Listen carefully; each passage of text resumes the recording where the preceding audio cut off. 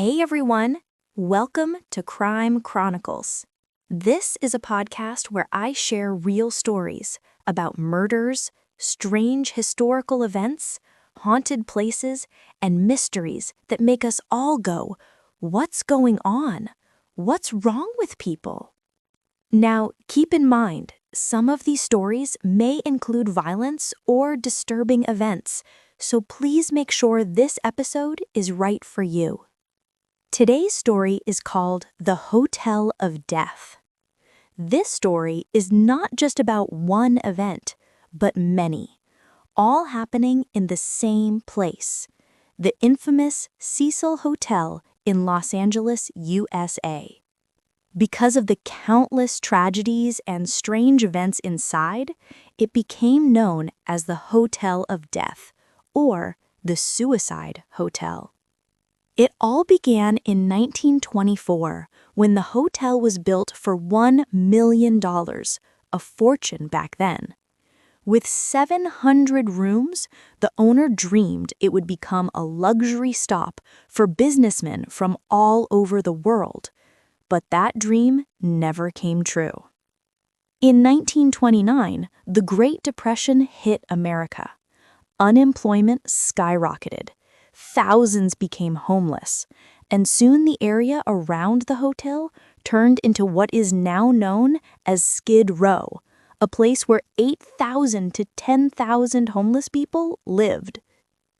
The Cecil quickly turned from a glamorous hotel into a shelter for addicts, ex-convicts, and people with severe mental illness.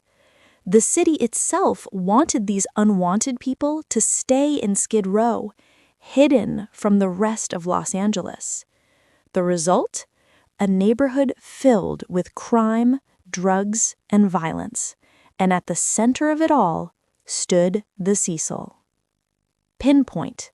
The first known tragedy happened in 1927 when Percy Cook shot himself after losing his wife and son. He left a note that read, "Money cannot buy happiness." That was just the beginning. Many others followed, jumping from windows, dying in their rooms, so many suicides that the hotel soon earned its dark nickname. But suicides were only the start. In 1944, a 19-year-old girl named Dorothy went into labor without even knowing she was pregnant. Shocked, she gave birth in the shared bathroom. Believing her baby was dead, she threw him out of the window onto the roof next door, only for an autopsy to reveal he was still alive when she let him fall. Dorothy was sent to a psychiatric hospital instead of prison.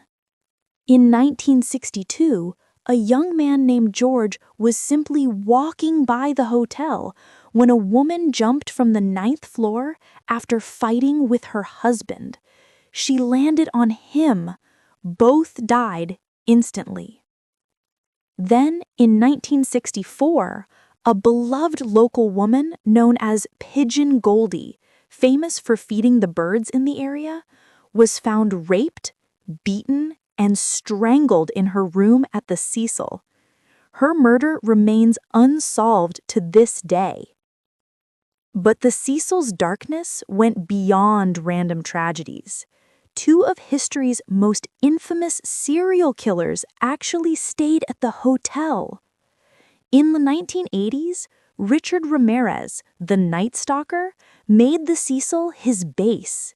He would return from his murders covered in blood, throw his clothes in the hotel trash, and casually walk up to his room half naked. No one stopped him. It was normal for Skid Row. Then, in 1991, Austrian serial killer Jack Unterweger checked in. Pretending to be a writer researching sex work, he murdered 3 women during his stay.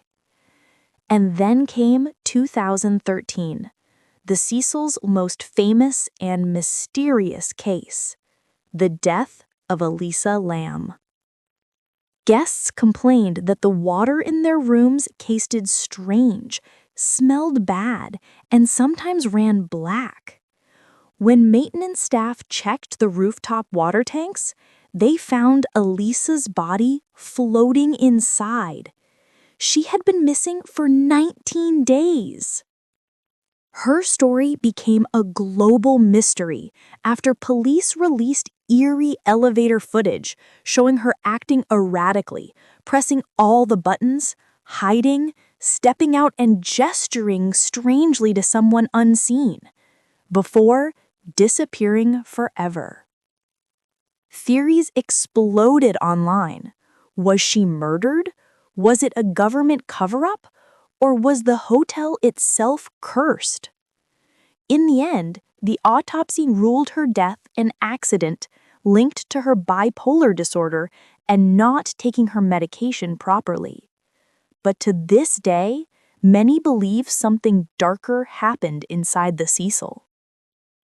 The hotel finally closed in 2017, but in 2021, it reopened as affordable housing, an attempt at a new beginning for a place with one of the darkest histories in America. That was today's story. If you found yourself asking, what's going on? What's wrong with people? Don't forget to like, subscribe, and share. And stay tuned for the next episode of Crime Chronicles.